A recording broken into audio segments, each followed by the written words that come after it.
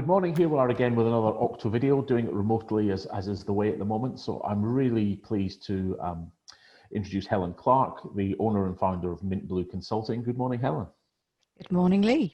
Thanks very much. Nice to see you, and thanks for taking the time. I guess you're particularly busy at the moment. So you're also a regular to our virtual drinks, so lovely to see you there. So perhaps you might want to just quickly run through, your background, what Mint Blue Consulting does, etc., the sort of work that you do. Yeah, absolutely. So I set up Mint Blue Consulting about 2.5 years ago now, end of 2017, having spent over 30 years in financial services and 20 years of those as a project manager working across IFA companies. And really the whole premise of the business is to provide tailored project management and consultancy for firms that periodically need a project manager but don't want the operational cost within their business and need help with operational projects, a whole range of different projects, from acquisitions through to office moves, through to anything that anybody needs help with, whether it's a couple of days to help them structure a project, right the way through to 3 days a week for a period of time. Okay, thank you. And would that cover things like back office migrations or? Yes, system selection, office migrations. I have in the past actually undertaken some CRM migrations, and that's masterminding it right from the sales side and actually looking at which system to select all the way through to making it live with the client.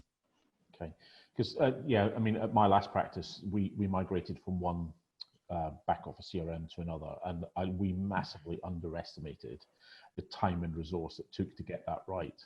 And of course, it takes people away from their day job. That's it, and absolutely, and that's the reason I'm offering the services I do, because people do realise that a lot of these projects, whether it's an office move or moving systems, all take time out from the business when you can be out selling or actually supporting those who are selling.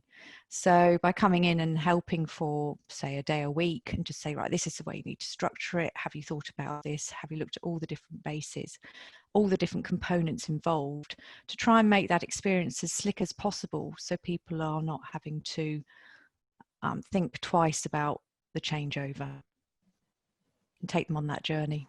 Yeah, thank you. I mean, I think it's interesting that you start right at the beginning with the due diligence process. I mean, my experience of, well, over 20 years of running my own practice was that every software provider turned up and showed you the bit that worked, and it was only once you bedded it in you realized a lot of what you thought it could do didn't do. So I think that's a really, really important part, this due diligence part that you help people with. Yeah, and it's making sure that the systems fit the business. So sometimes companies have got a very clear idea about which system they want. Absolutely fine. And as long as it fits what you need, that's no problem at all. Other companies are going, not sure where to start. How do we go through this? And it's about digging out and finding out what you need as a business, because just because report writing is important for everybody, it might have different emphasis as to other parts. Do you need a client portal, for instance? How important is that? Even more so in this day and age when you've got GDPR to think about. But it's making sure your priorities are brought to the fore to actually get the right system, whatever that is, in place. Right, thank you.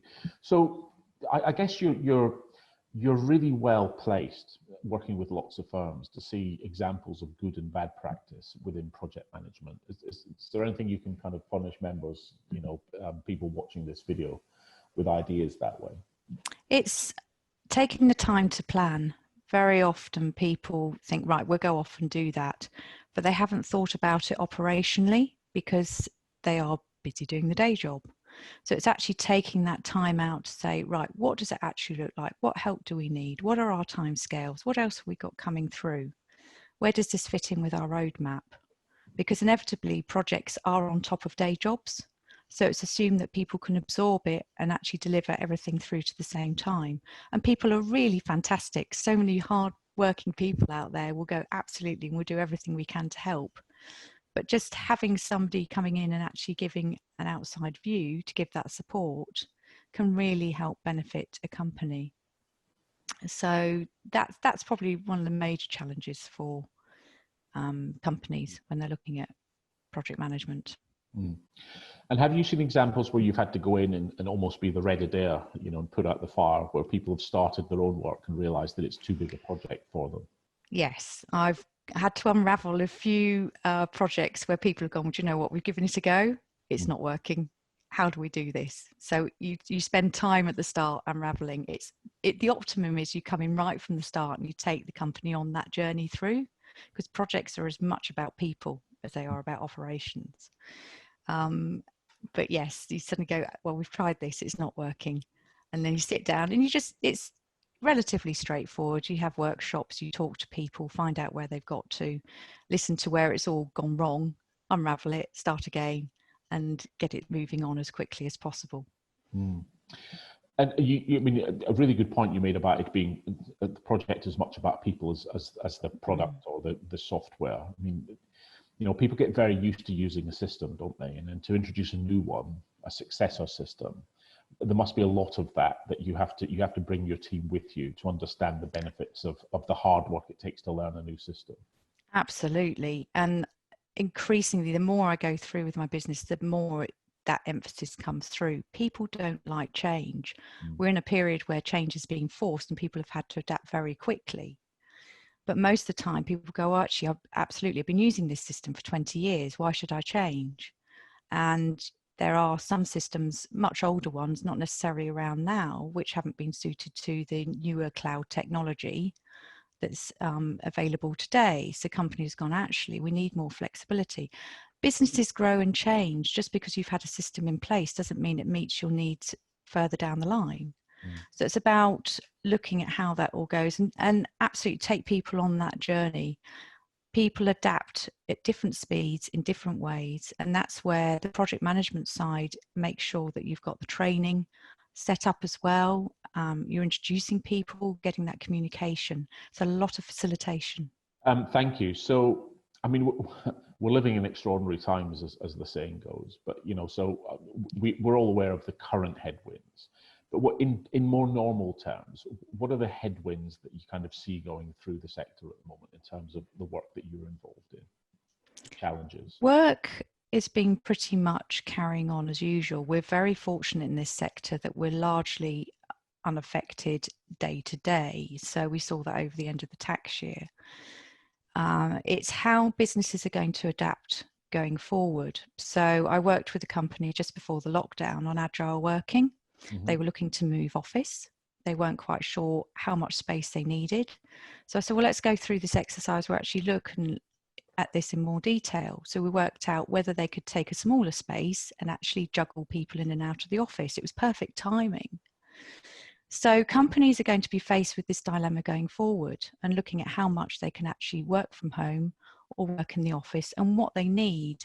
And already heard some examples this week where one or two companies are saying, we're actually not going to be taking office space going forward. We'll meet, say, fortnightly in a hotel. We'll do all the team meetings and bring it all through.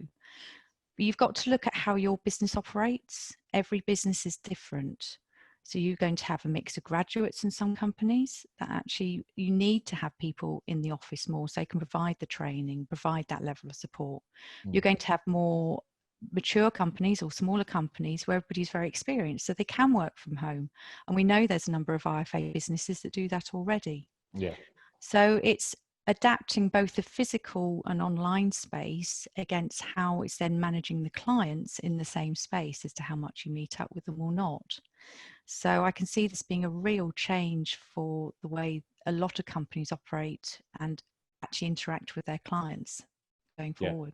Yeah, I mean, I think I can think of, you know, really, really good planners like Jane Hodges, who basically virtually never sees a client. I mean, she's quite famous for it and has built a very successful business. So, do you think it is likely we'll see more of that type of model? Yes, I mean, Jane has been spearheading this for a number of years, and it's a great model, and she can work from anywhere in the world at any time, and she has been a big champion of that. So absolutely, she's fortunate that she's got a newer business which lends itself even more to this kind of scenario.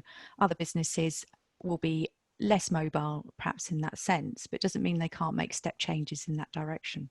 And I guess you've also got to think about your team, haven't you? Not everyone's fortunate enough to have a a big suitable room in their home to be able to No. work from. So I guess there's and also the ergonomics of working from home are very different, aren't they? People are often working not from office furniture but home furniture, and that doesn't work. Yes, So yeah. And companies are starting to look at how they actually set up their employees from home. What kind of package do they need to support that? Because I'm fortunate, I have a computer chair. I'm set up to work from home and have been for a number of years. yeah, Other people have been borrowing chairs from the office that they can actually comfortably sit in, need the laptop risers, a keyboard, etc. So that will be an increasingly important part of what's offered for employees when they join companies or even existing as well. yeah, yeah. As we sit here talking, my laptop is sitting on two very thick cookbooks. Even I've actually purchased a laptop riser now, so Yeah. I can give you a recommendation later. I think Amazon Basics do them. Yeah, absolutely. Yes, you don't need anything expensive, but it does make a big difference. So we're all adapting all the time, and it's those businesses that are prepared to innovate and adapt are the ones that are actually going to survive this crisis and beyond. Yeah, So, I think you're right, and I mean we're part of this huge experiment, aren't we? That's been lots and lots of, apart from people like Jane who made a virtue of it, but lots of firms have been dipping their toe into video calls and letting people work from home. And I think the big thing that I've seen talking to members on Octo and other friends I have is that this macho British thing of first in the office, last out of the office, working from home, and that kind of, oh yeah, working from home, are you actually working? The big trust thing has come in, and firms have realized that people can be trusted to work from home. They are at least as productive, in some cases more productive. Absolutely. And this is something that cropped up when I was looking at the agile working scenario. And I've worked through other scenarios similar. The trust issue is a big issue, particularly where you've got people that have just joined the company. So at the moment, also, we're in a very stable environment in the sense that a lot of companies said, we're not actually going to recruit at the moment. At the same time, there are businesses out there that are. But how do you onboard? I know several people that joined literally as the lockdown started, and they might have had a day in the office before they've actually been out to home. And it's been really tough. Yeah, So, because they've not yet absorbed culture, have they? If no, they've just started, they don't know their colleagues. They haven't met people in person, and it's getting used to having to meet people in that format. And you're trying to establish body language, interaction. You can't sit down next to somebody to get that level of training that you would normally expect. You don't have the bonding over the lunches that you do when you first start at a company. So, meeting by the kettle, yeah. or or even pop down the pub, have a drink. But all those natural things that we've taken for granted aren't happening. So once we come out of this, it's not just what does the physical office look like and the online. How do we bring people into that culture? How is that brought? And again, it comes back to that people aspect. Yeah, I mean, it's maybe not a question that you're able to answer, but I just, it was part of another discussion I had yesterday with a senior group. Do you think that this situation is disproportionately hard on youngsters? Because I think it is. I'm glad I'm of the age I am, and I've been through that experience in my 20s and 30s, being out and having that freedom to go through. I think young people today are concerned not just from an educational point of view, but also job prospects, their social lives. People in their 20s are out exploring the world. Some of them have got gap years that haven't been able to take in full. It's a real blow to that side. And I think that's where a lot of the focus does need to be as we come out of this, to encourage that, because there will be that part of the generation that will have had the gaps coming through. Yeah. And it's supporting them.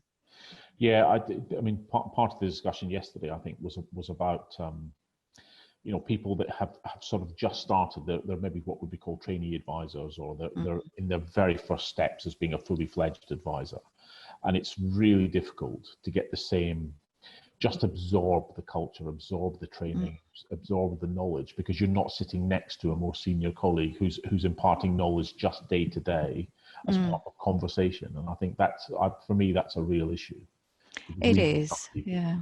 They could tend to lose confidence. I do a lot of work with a local school, looking at CVs, interview practice for youngsters come through. I also provide some CV and careers advice for people at all different stages in their careers as a bit of a sideline. And the children coming through, they don't know what they don't know as well. Yeah. So you're finding online influencers in the celebrity world are just going, well, what do I do now? I haven't been trained to do any of this. Going into schools, financial advice and this kind of career doesn't automatically come through. You have to explain what it is. Yeah. But I think the shift will change. I think there'll be far more emphasis on what does my career look like, less perhaps of the celebrity based world and more back to, I need to think about finances and how this is going to work, and this is my first time through this kind of experience. Well, I don't know, personally speaking, a world with less Kardashians sounds a little bit better to me. Yes, you do get to that stage, but I do feel for the youngsters coming through and not having the freedom to go out and do what they normally do. And we were all feeling it, but I suspect they are even more. So yeah, well, they've got the energy of youth, of course, as well too. So, yeah. So, as we wander towards the close, Helen, what are practical things that firms might be doing at the moment from your point of view? Whilst they are working remotely, and of course they still have to look after their clients, but there does seem to be a general feeling there's a bit more time available because of people not having to commute and travel to and from meetings and things like that. Are there any practical steps that you're seeing that firms could be taking for improvement or anything else? I think it's how companies actually work in this online environment. The theory is we have more time because people are not commuting, but the reality is people are saying we're actually working longer hours. So because the temptation is that people can get hold of you at home. Yeah. So firms are looking not just how they're going to come out of this situation and back into some kind of office life or what that office looks like. They're also looking at working hours, or need to be thinking about working hours for those working at home. Particularly if you've got companies that are working with international partners as well. Yeah. So if not careful, you can end up working a 12-hour day because you're not going anywhere. Your home is also your work environment. So it's about learning how to switch off. I've talked to various people through a lot of networking who are saying, the mental health issues coming out of this are going to be huge.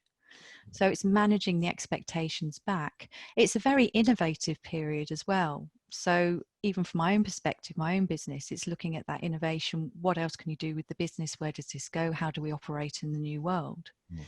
So people are taking the opportunity to do that at the same time. People are getting quite exhausted being on all the Zoom meetings. There are reports coming through of people on Zoom meetings 12 hours a day and then trying to do their work afterwards as well. So how do you manage that? So it's working very differently operationally. It is, isn't it? I mean, funny enough, Adam Owen, the current president of the PMS, and I were on a Zoom call yesterday, and we were both saying how zoomed out we were, and suddenly zoomed has become a verb, but just how zoomed out we were. And then Phil Bray and I were chatting the other day from Yardstick Marketing, and we were chatting old school on a phone, which was we both agreed was really refreshing, just to go analog, So yeah, I think there is that thing of making sure that the workspace at home, you can shut the door on it. All possible and walk away from it. It's all too easy, and I found in the early days, you end up sitting at the desk for hours and eating your sandwich while still working and that kind of stuff. You've got to take the breaks. Absolutely. So listen, I love to thank you so much for your time. I know you're busy, so thank you. I like to throw a wee bouncer in at the end. Just to kind of quite softly end the interview, and I wondered if there's someone you particularly admire in our sector that you might want to embarrass. Yeah, so that's actually a tricky one. There are lots of people. Always are. The likes of people like Joe French at Benchmark Capital, Nick Eatock at Intelliflow. Somebody that probably doesn't pop up quite so much in the industry in the general sense, but Ross Dunlop at Standard Life. I've known Ross for about 20 years. Our paths don't cross that often, but we met when we were putting the contract inquiry messaging together and that project up at Origo many years ago now. But Ross has always been really a standard bearer, Standard Life standard bearer, in terms of trying to get the industry to work together with the providers and trying to work collaboratively. And he was really supportive when I bumped into him a couple of years ago when we were looking at GDPR issues and getting contracts and the cap liability and etc. So yes, big fan of Ross. Good. Well, thank you. Helen, thank you so much for taking the time. It's been really great to chat to, and thanks also for coming on to our virtual drinks. I think that they've taken on a life of their own, and we're being asked if we'll continue them after this. So thank you for your support there. Really nice to talk to you. Stay well, and it's a Friday, so have a great weekend. Yeah, thanks very much, Lee, and thanks for the time. Pleasure. Thanks for tuning in to another Octo video. We hope you enjoyed it. Great to talk to Helen, and we look forward to welcoming you to the next one.